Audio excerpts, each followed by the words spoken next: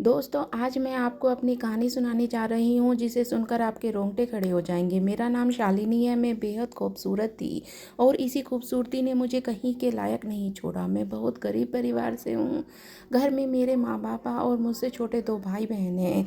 मैं अपने भाई बहनों में बड़ी थी। मैं 8 साल की थी तब से ही मैं बाबा के साथ नाच दिखाने का काम करती थी। मेरे बाबा जादू दिखाया करते थे। हम नाच नाच गाकर अपना पेट पालते थे। बहुत मुश्किल से हमारा घर चलता था। मेरे बाबा पढ़े लिखे नहीं थे और उनके पास कोई हुनर भी नहीं था।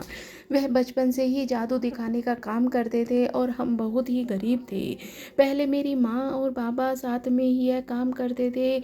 जब मैं पैदा हुई तो उसके बाद मेरे दो भाई बहन हुए। मेरी माँ दोनों भाई बहनों को घर पर संभालने लगी और मैं बाबा के साथ गलियों में जाकर नाच गाना जादू दिखाने लगी। इस काम से में बहुत कम पैसे जमा होते थे। जिसे हमारा जादू और नाच देखकर अच्छा लगता था वह हमें पैसे दे जाता था।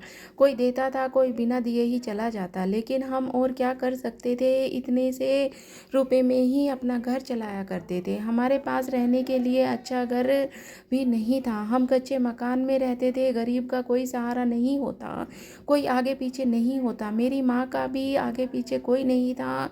मैं अपने पापा के साथ जब भी कहीं जाती तो अपने आसपास देखती कि बच्चे स्कूल में पढ़कर बाहर निकलते हैं। मैं उन सबको स्कूल ड्रेस में देखती ही रहती।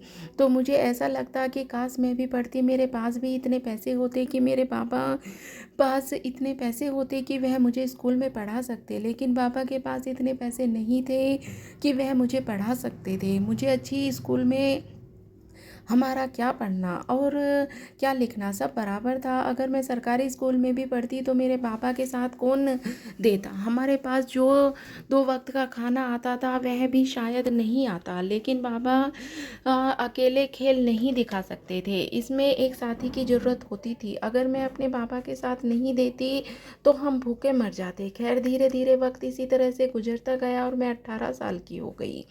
आज हम शहर जा रहे थे अपना खेल दिखाने और मैं, बाबा और मेरा छोटा भाई गोलू, हम तीनों साथ में निकल गए थे शहर की तरफ। मेरा भाई गोलू था जो बहुत छोटा था लेकिन बातें बहुत बड़े बड़ों जैसी करता था। गोलू मुझसे बहुत प्यार करता था। मुझसे कहता था, दीदी तुम मेरे साथ नाच दिखाया करो, मुझे अच्छा नहीं लगता। मैं हंसकर उसकी बातें टाल दिया करती। मैं कहती, कहाँ गोलू, जब तुम बड़ा हो जाएगा ना और काम करने लगेगा तो हम यह काम छोड़ देंगे बाबा और हम घर पर ही रहेंगे। तुम अच्छे से पढ़ाई करना और तुम पढ़ लिख कर अच्छा बड़ा आदमी बनना। गोलू कहने लगा, ठीक है दीदी, मैं पढ़ाई करूँगा, मैं मन लगाकर पढ़ाई करूँगा। मैं गोलू के लिए पैसे भी जमा करती थी। मैं गोलू को अच्छे स्कूल में पढ़ाना चाहती थी। हमारी हैसियत तो इतनी नहीं थी कि लेकिन गांव में एक स्कूल था जहां बहुत ही अच्छी पढ़ाई होती थी। मैंने गोलू का एडमिशन वहीं करा दिया।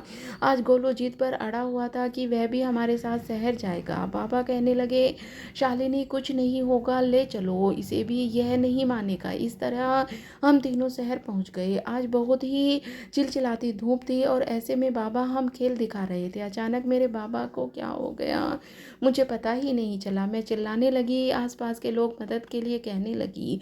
वे लोग बाबा को हॉस्पिटल उठाकर ले गए। डॉक्टर ने कहा कि इसको दिल का दौरा पड़ने से इनकी मृत हो चुकी है। मैं चिल्लाने लगी, बाबा हम सबको छोड़कर दुनिया से चले गए थे। माँ भाई बहन हम सब अकेले हो गए थे। बाबा के जाने के बाद हमारा बहुत बुरा हाल हो गया था। आसपास के लोग ने हमारी मदद नहीं करते। बड़ी मुश्किल से हमें खाना मिलता। मेरी माँ भी कुछ कर नहीं सकती थी क्योंकि वह अपाहिज हो चुकी थी। मेरे बाबा के साथ जब वह काम पर करती थी तो इन्हीं कामों में उसका एक्सीडेंट हो गया था। पैर से अपंग थी। बाबा जाने के बाद किसी तरह हमारा वक्त गुजरता गया और धीरे धीरे 1 महीना बीत गया। एक दिन मेरी नज़र मेरे गुल्लक पर पड़ी जिसमें मैंने कुछ पैसे जमा करती थी। मैं सोच चुकी थी कि अब मुझे कुछ करना होगा क्योंकि मैं नहीं थी कि जो अपने बड़े भाई छोटे भाई बहनों माँ का कुछ कर सकती थी। मेरी माँ भाई बहन तो बहुत छोटे थे। मेरी माँ उस लायक नहीं थी कि वह कुछ कमा सकती। उस गुल्लक को फोड़ा और मैंने 2-3 हज़ार रुपए थे। मैं बहुत खुश हो गई क्योंकि उसे 3 वक्त 3 हज़ार रुपये बहुत होते थे। मैंने अपनी अपनी माँ से कहा कि इन पैसों से कुछ करना चाहती हूँ, कोई चीज़ें छोटी सी दुकान कर लेती हूँ जिससे हमारा घर चल पाएगा। मेरी माँ फूट फूट कर रोने लगी और कहने लगी, बेटी मैं कितनी बदनसीब औरत हूँ, ना पति के साथ दे पाई और ना ही तुम्हारा दे पाऊंगी, मेरे होते हुए भी तुझे काम करना पड़ रहा है। मेरी माँ इतना कहकर रोने लगी। मैंने अपनी माँ को चुप कराया। इसमें मेरी माँ ने का क्या कसूर था? सारा कसूर तो इस गरीबी का था और हमारी किस्मत का। पैदा हुए खैर मेरे पास जो भी पैसे थे उससे मैंने ठेला खरीदा। उस ठेले पर चाय और समोसे बेचने का काम करने लगी। सुबह ठेले लेकर घर से काफ़ी दूर अपना दुकान लगाती और रात को 8 बजे तक समोसे बेचती थी। गोलू अब मेरे साथ ही रहता, मेरी मदद करता। मैंने गोलू से कहा, नहीं गोलू तू मेरे साथ नहीं जाएगा, तू अपनी पढ़ाई करना। लेकिन माँ मुझ पर गुस्सा होने लगी, कहने लगी कोई ज़रूरत नहीं है, तुम लोगों की किस्मत में पढ़ना लिखना नहीं है, हम गरीबों का क्या पढ़ाई क्या लिखाई। गोलू तुम्हारे साथ ही जाएगा और क्या काम में मदद करेगा, तुम अकेले काम नहीं करोगे, गोलू तुम्हारा हाथ बटाएगा। माँ का कहना भी सही था, हम अगर पढ़ लिख भी लेंगे तो कौन सी हमारी नौकरी मिल जाएगी। मैं और गोलू ठेले पे काम करने लगे। मैं चाय बनाती और गोलू लोगों को चाय पिलाता। इस तरह से मैं गोलू के काम करने लगे। इससे जो भी पैसे आते उसी से अब हमारा घर चलने लगा। जो समोसे नहीं बिकते थे उसे हम खाकर अपना पेट भर लेते थे। इसी तरह से हमारा गुजारा होने लगा। कभी कभी मेरे ठेले पर तो कुछ बदमाश लड़के भी आते और छेड़ते थे, लेकिन मैं हार नहीं मानती। मैं बहुत हिम्मत करती थी और हिम्मत का काम लेती थी, लेकिन क्योंकि अगर मैं डर जाती तो मेरे घर का गुजारा कैसे चलता। कल मेरे सारे समोसे बिक गए थे, इसीलिए आज मैंने समोसे थोड़े ज़्यादा बनाए थे, क्योंकि कल अच्छी खासी बिक्री हो गई थी। आज मैं बहुत खुश थी कि अपने ठेले से लेकर निकल गई और जहाँ पर दुकान लगाती थी वहाँ आसपास में बहुत कम दुकानें थी। आज मौसम बहुत थोड़ा ख़राब लग रहा था, लग नहीं रहा था कि बारिश होगी, लेकिन जब मैंने ठेला लेकर निकली तो मौसम कुछ बारिश वाला होने लगा। काले काले बादल चारों तरफ घिर चुके थे। मैं घबरा गई कि अगर बारिश होने लगी तो मैं सारे समोसे ख़राब हो जाएंगे। शायद इस बारिश ने मेरे समोसे न बिके और कुछ ऐसा ही हुआ। शाम हो गई, 2-4 लोग ही मेरे ठेले पर आए। रात काफ़ी हो चुकी थी। मैं इंतज़ार कर रही थी कि शायद समोसे बिक जाएं, लेकिन नहीं बिके। इसी तरह इंतज़ार करते करते काफ़ी रात हो गई थी। रात के 9 बज चुके थे। गोलू अंधेरे से डरने लगा था। वह कह रहा था, चलो दीदी बहुत रात हो गई है, अब दुकान बंद कर देते हैं, अब समोसे नहीं बिकेंगे।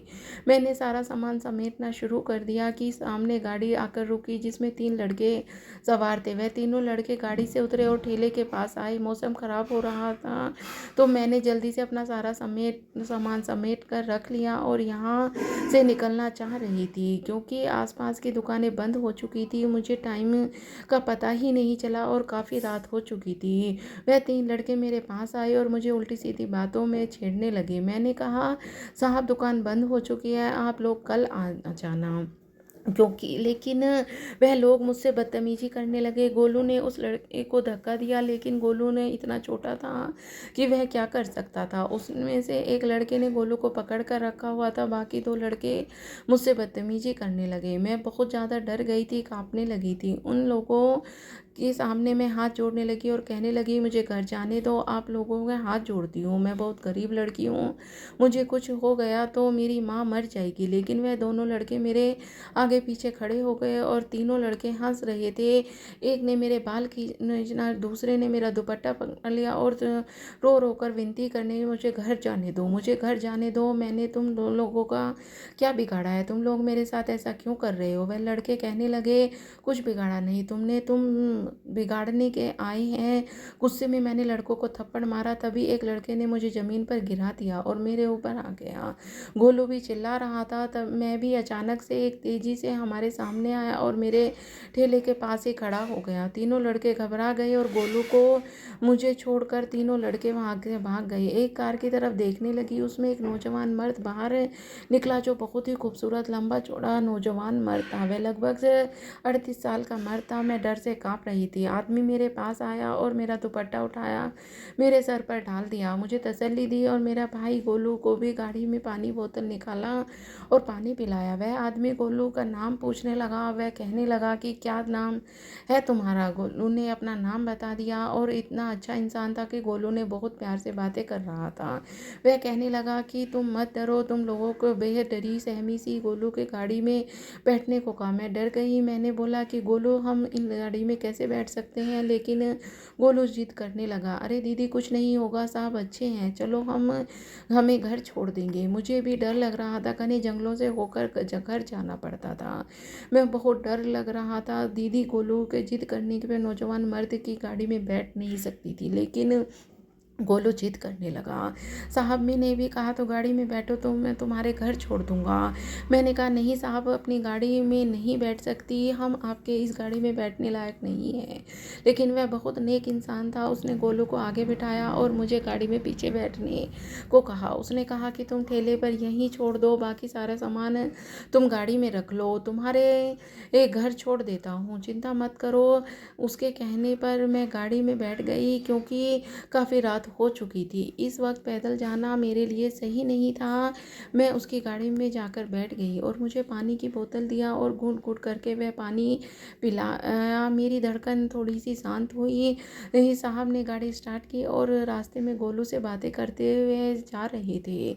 गोलू ने हंसी मजाक में वह कह रहे थे कि बातों बातों में उन्हें गोलू से पूछा कि गोलू तुमने तो अपनी दीदी का नाम ही नहीं बताया। गोलू ने बहुत शरारती था। साहब इतना अच्छा बात करना गोलू को भी बहुत पसंद आया। वह कहने लगा कि आपको नहीं पता, मेरी दीदी का नाम शालिनी है, मेरी दीदी बहुत ही हिम्मत वाली है। साहब भी हंसते हुए कहने लगे, हाँ तुम्हारी दीदी हिम्मत वाली तो है, मानना पड़ेगा। साहब ने गोलू से पूछा, गोलू तुम्हारे घर में कौन कौन है? गोलू ने साहब को सारी बातें बता दी। माँ है, दीदी है, मेरे एक छोटी बहन है और मैं हूँ। साहब कहने लगे, अच्छा तो बाबा नहीं है? गोलू मायूस हो गया।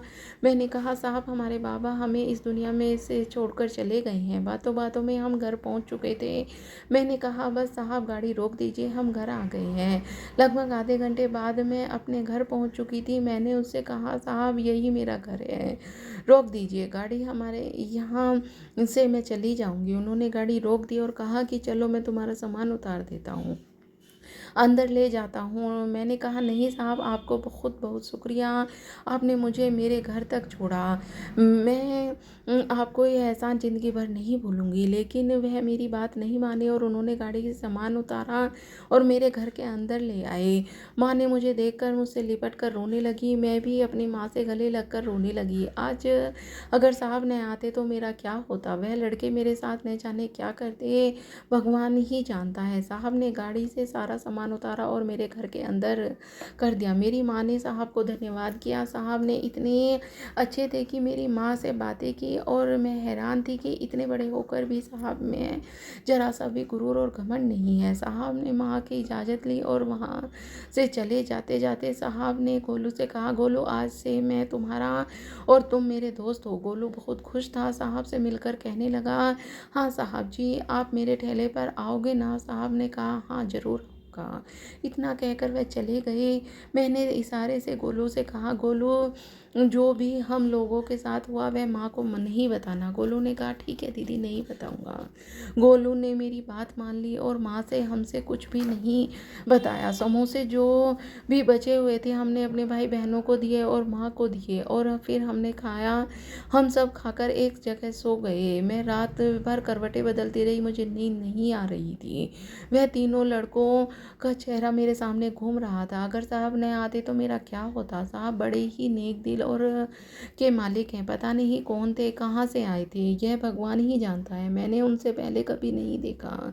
सुबह हुई तो मैं फिर से समोसे बनाई और मैंने रिक्शा मंगाई और रिक्शे में सारा सामान रख कर गोलू और मैं रिक्शे से अपनी दुकान आए।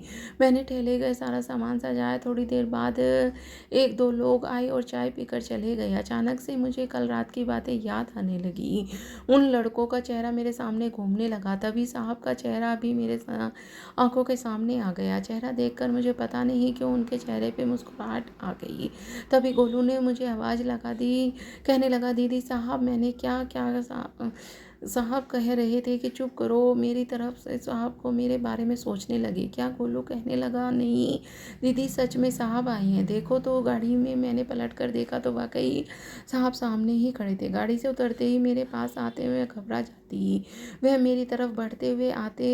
दिन के उजाले में मैंने उन्हें देखा तो आंखें खुली की खुली रह गई, क्योंकि वह बहुत खूबसूरत थे। मेरे पास आए और कहने लगे, तुमने कल मुझे समोसे खिलाया ही नहीं, मैंने तुम्हारा मदद किया, कम समोसे से खिला देती। चलो कोई बात नहीं, आज मुझे समोसे खिलाओ। मैंने कहा, जी साहब। मैंने उन्हें समोसा बना कर दिया और चाय बना कर दी। उन्होंने मेरी चाय और समोसों की बहुत तारीफ़ की। साहब जी अब तो रोज़ाना ही मेरे ठेले पे आने लगे। गोलू और साहब में बहुत अच्छी दोस्ती हो गई थी। इतने बड़े आदमी होकर वह मेरे ठेले पर समोसे चाय पीते और मुझे बहुत खुशी होती। इतने अमीर होकर भी वह मेरे ठेले पर समोसे खाते, चाय पीते। इसी तरह तो धीरे धीरे वक्त गुजरता गया। साहब जी अब रोज़ाना मेरी दुकान पर आते, गोलू के लिए ढेर सारी चॉकलेट्स और मिठाई लाते। एक दिन वह चाय पी रहे थे, तभी अचानक उनके मोबाइल पे किसी का फ़ोन आई थी, कहने ये कि पता नहीं फ़ोन पर किसने क्या कहा कि वह फ़ौरन चाय का कप रखे और तुरंत चले गए। मैं भला उनसे क्या पूछ सकती थी, मैंने उनसे कुछ भी नहीं पूछा, वह चले गए बिना कुछ बोले। कई दिनों तक वे हमारी दुकान पर नहीं आए। लगभग 10-15 दिन बाद मेरी दुकान पर नहीं आए। शायद मेरी भी आदत हो चुकी थी उन्हें देखने की। ऐसा क्यों था मुझे नहीं पता। मुझे भी उन्हें देखने की आदत थी। शायद वह कुछ दिनों के लिए इस गांव आए होंगे। गोलू भी चुप सा रहने लगा था। गोलू साहब जी को बहुत पसंद करता था। खैर मैं अपना काम करती रही। इस वक्त गुजरता रहा। मुझे कुछ अजीब लगे रहा था। पता नहीं क्यों आज गोलू की तबीयत कुछ ठीक नहीं थी, इसीलिए दुकान पर आज अकेले ही चली आई। आज मैं ज़्यादा समोसे नहीं बनाए थे, क्योंकि आज मैं अकेली थी। थोड़े ही समोसे बनाकर लाई थी। आज मेरे सारे समोसे बिक गए। मैंने अपना सामान समेटा और 8 बज चुके थे। लगभग घर पहुँचे तो आधा घंटा लग जाता है। अपना सामान समेट कर घर के लिए निकल गई। घर जाते वक्त बीच में थोड़ी सी जंगल पड़ती है। थोड़ा सा बहुत डर लग रहा था। वह भी बहुत हिम्मत वाली थी। मेरे बाबा हम रात 10 बजे 11 बजे खेल दिखा कर आते थे, इसीलिए मेरे पापा ने कभी भी डरना नहीं सिखाया था। खैर मैं साहब के बारे में सोचती हुई जा रही थी, तभी रास्ते में वही 3 लड़के बाइक पर में बाइक की लाइट मेरी आंखों में ही, मेरे चेहरे पर ही मारते। अपनी बाइक को लहराते हुए मेरे ठेले के पास आकर ब्रेक मारते। काफ़ी डर चुकी थी, थर थर काँपने लगी। मैं परेशान हो गई। आज फिर से वह लोग मुझसे बदतमीजी करने पर उतर आए थे। आज दिन मुझे नहीं पता था कि आज से मेरी दुनिया, मेरी ज़िंदगी सारी उलट पलट हो जाएगी। 3 लड़के थे और तीनों ने मेरी किस्मत की काली करने के मेरी ज़िंदगी में आए थे। आज की रात वह भयानक रात थी जिससे मेरी इज्जत तार तार हो चुकी थी। वह तीनों लड़के मुझसे ज़बरदस्ती करने लगे। किसी ने मेरा हाथ पकड़ा, किसी ने पैर पकड़ा और रोती रही, चिल्लाती रही, सामने हाथ जोड़ती रही, लेकिन उन तीनों ने मुझ पर जरा भी रहम नहीं आया। उन्होंने बारी बारी से मेरे साथ, मैंने कहा मुझे छोड़ दो, मुझे छोड़ दो, लेकिन मुझ पर रहम नहीं आया। उन तीनों ने बारी बारी से मुझे नोच डाला। खून की लत हो चुकी थी। तीनों लड़कों ने मेरे जिस्म में अपनी हवस बुझाकर मुझे वहीं बेहाल छोड़कर तीनों भाग चुके थे। मैं खुद को समेटा और रात के अंधेरे में ही पैदल चलते चलते किसी तरह घर आई। मेरी माँ, मेरी बहन मेरी राह देख रही थी। लगभग रात के 10-1 बज चुके थे। मेरी माँ मेरी ऐसी हालत देखकर उनका दम ही तोड़ चुकी थी। मेरी माँ इस दुनिया से जा चुकी थी। मैंने अपनी माँ को हिलाया, मैंने अपनी माँ को उठाया, मैंने अपनी माँ से कहा, उठो माँ उठो, आप मुझे ऐसे छोड़कर नहीं जा सकती। मेरे भाई बहन, मैं अब तीनों अकेले पड़ चुके थे। बाबा तो हमें पहले ही छोड़कर जा चुके थे। अब आज माँ भी मुझे छोड़कर जा चुकी थी। अब मेरा आगे पीछे कोई नहीं था। मेरी हालत में मेरी छोटे भाई बहन मुझे देख रहे थे। वह रो रो कर मेरी हिम्मत जुटाने के नहाने के लिए चली गई।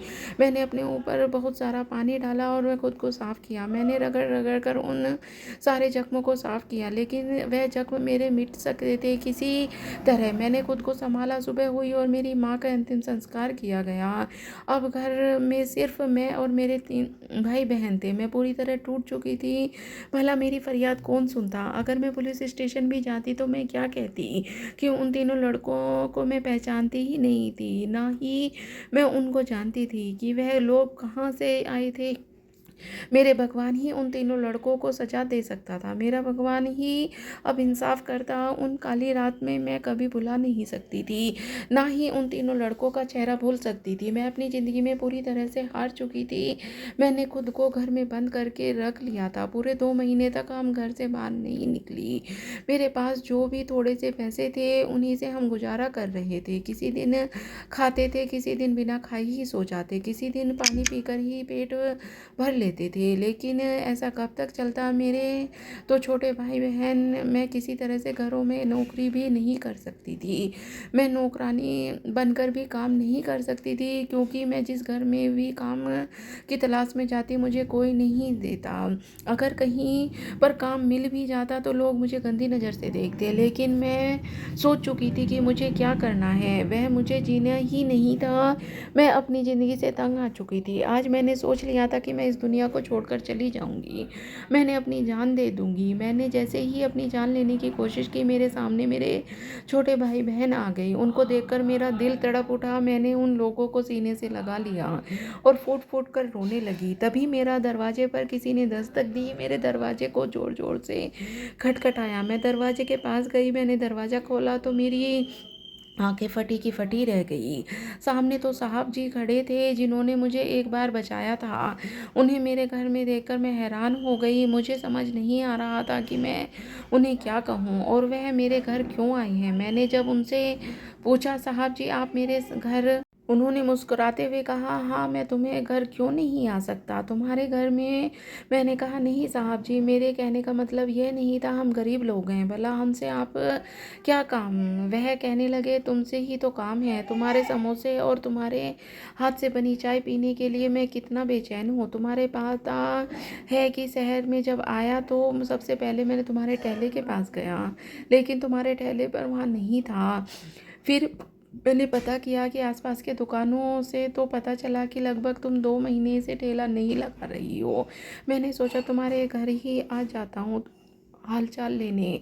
अंदर नहीं बुलाओगी? मैंने कहा, जी साहब जी बैठिए। तभी गोलू ने साहब जी को देख लिया। वह तो साहब जी को देखकर खुशी से नाचने लगा था और जाकर वह साहब जी के गले से लिपट गया। साहब जी ने उनके लिए और मेरी छोटी बहन के लिए ढेर सारा चॉकलेट और मिठाइयाँ लाए थे। साहब जी ने मुझसे पूछने लगे, क्या हो गया तुम्हें, अब क्यों नहीं ठेला लगाती? माँ जी कहाँ हैं? मैंने कहा, साहब जी मेरी माँ अब इस दुनिया में नहीं रही। मेरी यह बात सुनकर उन्होंने दुख हुआ। उन्होंने मुझसे पूछा, तो फिर तुम लोग अकेले रहते हो, तुम्हारे आगे पीछे कोई नहीं?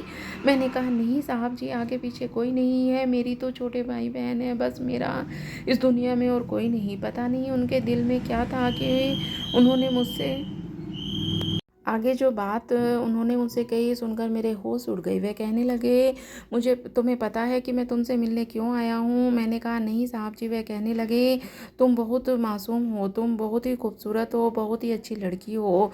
मैं तुमसे ये बात पहले कह देना चाहता था, लेकिन मुझे टाइम ही नहीं मिला। जिस दिन मैंने सोचा था कि तुम्हें यह बोलूँगा, उस दिन मुझे शहर से फ़ोन आया और मुझे बहुत ज़रूरी काम के लिए जाना पड़ा। मैं बहुत जल्दी ही मैं तुम्हें कुछ भी नहीं बता सका। शहर में मेरा एक प्रोजेक्ट में काम हो रहा है, जिसने मुझे जाना बहुत ज़रूरी था, इसीलिए मैं चला गया। जब मैं शहर में आया तो मुझे फ़ौरन तुमसे बात करना चाहा। तुम जहाँ पर दुकान लगाती थी, मैं सबसे पहले वहाँ पर गया, लेकिन तुम मुझे वहाँ पर नहीं मिली, इसीलिए मैं तुम्हारे घर आया। मैं तुमसे कुछ कहना चाहता हूँ। मैं तुमसे बहुत प्यार करता हूँ, तुमसे शादी करना चाहता हूँ। क्या तुम उनसे शादी करोगे? साहब की ऐसी बात सुनकर मेरे पैरों तले से ज़मीन खिसक गई। उनकी बातों में एकदम सुन पड़ गई थी। मैं एक जगह बर्फ बनकर जम गई थी। कब मैं खामोश हो गई, तभी साहब ने मुझसे कहा, शालिनी तुम मेरी बात सुन रही हो ना? मैं मानता हूँ कि मैं तुमसे उम्र में काफ़ी बड़ा हूँ, लेकिन मेरी कभी शादी करने के लिए सोचा ही नहीं। मम्मी पापा मुझसे हमेशा कहते थे कि शादी कर लो, अच्छी सी लड़की देखकर तुम्हारी शादी कर देते हैं, लेकिन मैंने हमेशा इनकार किया, क्योंकि मुझे शादी के नाम से बहुत प्रॉब्लम थी। शादी करना ही नहीं चाहता था। मैं शहर में अपने बिजनेस पर फोकस करना चाहता था। आज तक मुझे ऐसी लड़की नहीं मिली जिसे समझ सके, मुझे पसंद आए। लेकिन तुमसे मिलने के बाद मुझे पता नहीं क्या हो गया है, तुम्हें देखने का दिल करने लगा। इसीलिए मैं तुम्हारे ठेले पर आता था तुम्हें देखा करता था। मेरे दिल में बहुत सुकून मिलता था।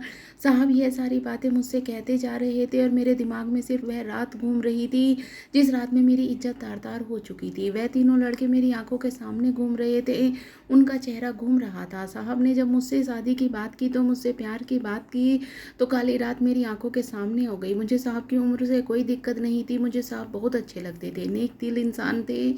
साहब ने मुझे बहुत पसंद थे, मैं उन्हें बहुत पसंद करती थी, उनकी उम्र मायने नहीं रखती थी मेरे लिए। लेकिन क्या साहब को अगर पता चले कि तीनों लड़के मिलकर मेरे साथ ज़बरदस्ती की है तो क्या साहब मुझसे शादी करेंगे?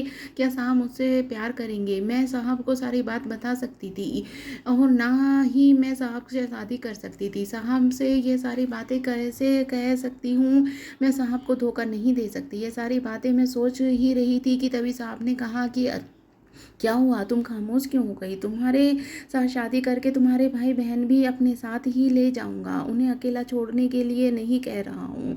तुम उन लोगों की टेंशन मत लो। उन दोनों को मैंने सोच लिया है कि बहुत अच्छे स्कूल में पढ़ाऊँगा। तुम नहीं चाहती कि तुम्हारे भाई-बहन अच्छे स्कूल में पढ़ें, उन्हें उनकी अच्छी परवरिश हो। मैंने अपने भाई-बहन के बारे में सोचा, मेरे दिमाग में ख़्याल आया कि मैंने तो यह सोचा ही नहीं था कि साहब को से अगर मेरी शादी हो गई तो मेरी भाई-बहन का भविष्य सुधर जाएगा। वह लोग बड़े स्कूल में पढ़ेंगे, बहुत ही अच्छे इंसान बनेंगे। अपने भाई-बहन के बारे में सोचकर मुझे दिल में ख़्याल आया कि मैं साहब से शादी कर लूँ, लेकिन मैं साहब को धोखा नहीं दे सकती थी। साहब कहने लगे, "शालिनी मैं चलता हूँ, सोचकर तुम ज़रूर बताना, मैं कल फिर आऊँगा।" मैंने कहा, "हाँ।" मैं सर हिला दिया। मैंने अपने भाई-बहन के साथ सिमट कर बिस्तर पर आकर लेट गई। सुबह हुई, मेरी आँख खुली। जब मैंने दरवाज़ा खोला तो सामने साहब की गाड़ी खड़ी थी और साहब गाड़ी में बैठे हुए थे। मैंने दरवाज़ा खोला तो साहब ने के साथ कुछ लोग थे। वह लोग बहुत सारे सामान लेकर मेरे घर अंदर आ गए और उनमें बहुत सारे खाने-पीने की चीज़ें थी, मेरे लिए बहुत सारे कपड़े थे। मेरे भाई-बहन अच्छे कपड़े थे। यह सारी चीज़ें देखकर मैं हैरान रह गई। मैंने कहा, "साहब मुझे इन सारी चीज़ों की ज़रूरत नहीं है, आप ये सारी चीज़ें ले जाएँ।" उन्होंने कहा, "ज़रूरत कैसे नहीं है?" मैंने कहा, "नहीं साहब, मैं किसी का एहसान नहीं ले सकती, मैं आपसे यह सब नहीं ले सकती। साहब आप मुझे माफ़ कर दें, मैं आपसे शादी नहीं कर सकती।" मैंने साहब से जब यह बात कही तो साहब बिल्कुल खामोश होकर खड़े हो गए और कहने लगे, "मेरे दिल मत तोड़ो, मैं तुमसे प्यार करता हूँ और तुम्हारे साथ हाथ थामना चाहता हूँ।" मैंने कहा, "साहब मुझे माफ़ कर दो, हम गरीब लोग, आप बड़े लोगों से हमारा कोई मेल नहीं है।" इतना कहना ही था कि साहब बहुत ही गुस्सा आ गए और फ़ौरन वहाँ से चले गए। मेरे भाई-बहन बहुत खुश थे सारी चीज़ों को देखकर, इतने अच्छे-अच्छे कपड़ों को देखकर, क्योंकि आज तक ज़िंदगी में पहली बार उन्होंने यह सब देखा था। वह लोग इतने खुश थे कि उनकी खुशी को देखकर मेरी आँखों में आँसू आ गए। बात तो सच थी कि अगर मैं साहब से शादी कर लेती तो मेरे भाई-बहन की ज़िंदगी संवर जाती। लेकिन कैसे मैं साहब को धोखा कैसे दे सकती थी? दूसरे दिन जब मैं घर के कामों में बिज़ी थी तभी देखा साहब फिर से हमारे घर आए और साहब के हाथों में सिंदूर की डिबिया थी। वह मेरे करीब आए और मेरे कुछ बोलने से पहले ही मेरे मुँह पर हाथ रख दिया और मेरी माँग में सिंदूर भर दिया। "तुम हमारी पत्नी हो, अब सब कुछ तुम्हारा हुआ, अब हम दोनों बराबर हैं। मैं अमीर हूँ और ना तुम गरीब हो, समझी? अब तुम मेरे साथ चलोगी।" और मेरा हाथ पकड़कर मेरे दोनों भाई-बहनों को गाड़ी में बिठाया और अपने घर लेकर आ गए। मैं डर रही थी कि पता नहीं साहब के घर में कौन-कौन होंगे। तभी बड़े घर के सामने साहब की गाड़ी रुकी। साहब ने कहा, "शालिनी यह मेरा घर है, चलो अंदर चलते हैं।" उन्होंने मेरा हाथ पकड़कर मुझे गाड़ी से नीचे उतारा। मेरे भाई-बहन मेरे साथ ही थे। मैंने उनके सर पर दुपट्टा रखा और मैं खामोशी से खड़ी थी। उन्होंने दरवाज़ा खोला तो सामने एक औरत खड़ी थी, उनके साथ एक मर्द भी था जिसकी बड़ी-बड़ी मूँछें थी। उन्होंने मुझे देखा, मेरी माँग में सिंदूर देखा तो वह औरत साहब से गुस्सा करने लगी और कहने लगी, "ये क्या हरकत है? यह लड़की कौन है?" साहब ने कहा कि ये मेरी पत्नी है। आप कहते हैं ना कि शादी कर लो, तो मैंने शादी कर ली। औरत बहुत खुश हो गई लेकिन साहब पर गुस्सा भी कर रही थी। "अगर तुम बता देते तो मैं तुम्हारी शादी धूमधाम से करती। तुम्हारी शादी को लेकर कितनी खुश थी, लेकिन तुमने मेरे सारे अरमानों को मिट्टी में मिला दिया।" साहब ने अपनी माँ को मनाया तो उनकी माँ मान गई और कहने लगी, "खैर जाने दो, वह औरत बहुत अच्छी थी। उसने मुझसे मेरे माँ-बाप के बारे में पूछा।" मैं खामोश हो गई। साहब ने कहा, "यह अनाथ है, इसके माँ-बाप नहीं हैं, बस इसके भाई-बहन बहन है, साहब ने मेरे भाई बहन को अपनी माँ से मिलवाया। उस औरत ने मेरे भाई बहनों को बहुत प्यार दिया और एक कमरे में उन दोनों को ले जाकर बिठा दिया। उन्होंने कहा ना था कि बड़ों के बीच बच्चों का नहीं रहते। साहब ने माँ ने अपने पापा दोनों को खुश थे, दोनों मुझे आशीर्वाद दिया। ऐसा परिवार मैंने पहली बार देखा था। साहब के माँ बाप कितने अच्छे थे, उन्होंने मुझे एक्सेप्ट कर लिया था। मैंने बारे में कुछ भी जानने की कोशिश नहीं की थी। साहब ने अपनी माँ से कहा कि माँ अरुण कहाँ हैं। उन्होंने कहा अरुण अपने कमरे में है, जाओ शालिनी अरुण से मिलवा दो। तो साहब ने मेरा हाथ पकड़ा और कहा चलो मैं तुम्हें अपने भाई से मिलवाता हूँ। मेरा एक भाई भी है, मेरे जिगर का टुकड़ा, मैं उससे बहुत प्यार करता हूँ, उसके लिए कुछ भी कर सकता हूँ। मैंने कहा साहब जी आपका परिवार बहुत ही अच्छा है, आपकी माँ बाप बहुत ही अच्छे हैं। सुबह साहब ने मुझे डांटा और कहा कि तुम मुझे अब साहब जी कहना बंद करो, मेरा नाम शेखर है, समझी। मैंने कहा जी साहब जी। उन्होंने फिर से मुझे डांट लगाई, फिर से साहब जी बोलो शेखर जी। मेरे होठों पर हंसी आ गई। मैंने कहा जी शेखर जी। उन्होंने कहा चलो मैं तुम्हें अरुण से मिलवाता हूँ, वह हमेशा कहता है कि शादी कर लो शादी कर लो, उसे शादी करने का बड़ा शौक है, लेकिन मेरी वजह से वह कुंवारा है। माँ कहती थी कि जब तक शेखर की शादी ना हो जाए अरुण का शादी नहीं हो सकती। अरुण सब बस बदमाशी करता फिरता है, अपने दोस्तों के साथ बस बदमाशी ही करता रहता है। पहले बहुत ही चंचल मिजाज का था, लेकिन अचानक से एक दिन उसका एक्सीडेंट हो गया और दो दोस्त इस दुनिया से चले गए। तब से शेखर बहुत खोया खोया रहता है, हमसे ज़्यादा बात नहीं करता, हमसे साथ बैठता भी नहीं, बस कमरे में रहता है और कहता है कि अकेले रहना पसंद है। शेखर जी ने अपने भाई के कमरे में मुझे लेकर गए। शेखर जी का भाई अरुण कमरे में बैठा अपने मोबाइल चला रहा था। शेखर जी मुझे उसके कमरे में लेकर गए तो उन्होंने आवाज़ दिया अरुण। जब पीछे मुड़कर देखा तो मेरे सर के आसमान टूट पड़ा, क्योंकि वह उन तीनों लड़कों में से एक लड़का था जिसने मेरे साथ ज़बरदस्ती की थी और मुझे देखकर उसकी भी आंखें फटी की फटी रह गई। मैं थर थर काँपने लगी, मेरे पैर हाथ ठंडे पड़ गए। वह काली रात फिर से मेरी आंखों के सामने आ गई। किस्मत ने मुझे कैसे मोड़ पर लाकर खड़ा कर दिया था। मैं एकटक अरुण को देखे जा रही थी। अरुण भी खामोशी और चुपचाप खड़ा था। तभी दे शेखर जी ने कहा अरे अरुण क्या हो गया, अपनी भाभी से नहीं मिलोगे? यह है शालिनी तुम्हारी भाभी, चलो हाय करो। भाभी का अरुण को सामने आया और मुझे हेलो कहा। मैंने अपने मुंह मोड़ लिया। शेखर जी कहने लगे क्या हुआ? शालिनी मेरा भाई है, अरुण जो हाथ मिलाओ। मैंने कहा शेखर जी मेरी तबीयत कुछ ठीक नहीं लग रही है, मुझे अपने कमरा दे दूँ, मैं आराम करना चाहती हूँ। शेखर जी कहने लगे ठीक है तुम लोग बाद में मिल लेना, चलो पहले आराम कर लो। शेखर जी ने मुझे अपने कमरे में लेकर गए। मैंने अब तक शेखर जी को कुछ भी नहीं बताया था। शेखर जी मुझे कमरे में बिठाए, फ्रेश होने के लिए बाथरूम चले गए। तभी अरुण कमरे में आया। मैंने अरुण को देखकर अपना मुंह मोड़ लिया। अरुण कहने लगा देखो तुम्हारे साथ जो किया था उसकी माफ़ी मांगता हूँ, मुझे माफ़ कर दो। मेरे भाई को यह सब मत बताना, भाई मुझे जान से मार देगा। वह मुझसे जितनी मोहब्बत करता है और जितना लोगों को प्यार बांटना है उससे गुस्सा भरा हुआ है। अगर मैं उसे पता चला कि मैंने इतना बड़ा पाप किया है तो वह मुझे जान से मार देगा। देखो मुझे माफ़ कर दो, तुम मेरे भाई की पत्नी हो, मैं तुमसे माफ़ी मांगता हूँ। उसी दिन के लिए मैं सब शामिल नहीं होता। मेरे वह दोस्त मुझसे भड़काया और मैंने कभी किसी लड़की के बारे में गलत नहीं सोचा था। वह लड़के हमेशा गलत कामों में रहते थे, हमेशा लड़कियों को छेड़ते थे, दोनों ने ही मुझे भड़काया था। शालिनी मुझे माफ़ कर दो, मैंने जब तुम्हारे साथ वह सब किया उन दिन से मैं चैन से एक रात भी नहीं सोया। मैं भगवान से हर रात माफ़ी मांगता हूँ, मुझे माफ़ कर दो। अरुण मेरे पैरों में गिर गया और मुझसे माफ़ी मांगने लगा। मैंने कहा अरुण मैं तो तुम्हें माफ़ कर दूंगी, क्योंकि तुम्हें सज़ा मैं नहीं मेरा भगवान देगा, लेकिन तुम ही बताओ क्या तुम्हारे भाई तुम्हें माफ़ कर देंगे, मुझे माफ़ करेगा?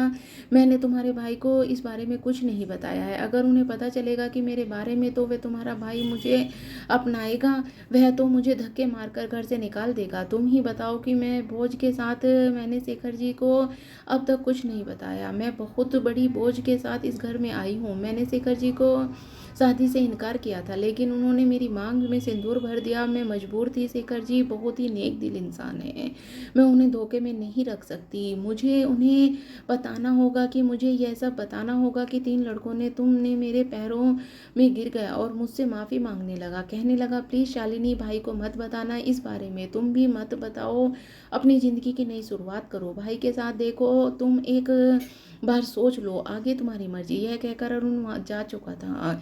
मैं उलझन में थी, क्या करूं, शेखर जी को सारी सच्चाई बताऊं या नहीं। दोस्तों, अब आप ही मुझे बताओ कि मैं शेखर जी को सारी सच्चाई बतानी चाहिए कि नहीं। लेकिन शेखर जी ये से धोखा होगा। अगर मैंने यह सच्चाई शेखर जी को नहीं बताया तो शेखर जी के साथ धोखा होगा। दोस्तों, अब आप ही बताइए कि आगे मुझे क्या करना चाहिए। उम्मीद करती हूँ कि हमारी कहानी आपको पसंद आई होगी, तो वीडियो को लाइक करें और चैनल को सब्सक्राइब भी करें। आपको ये कहानी कैसी लगी मुझे कमेंट करके भी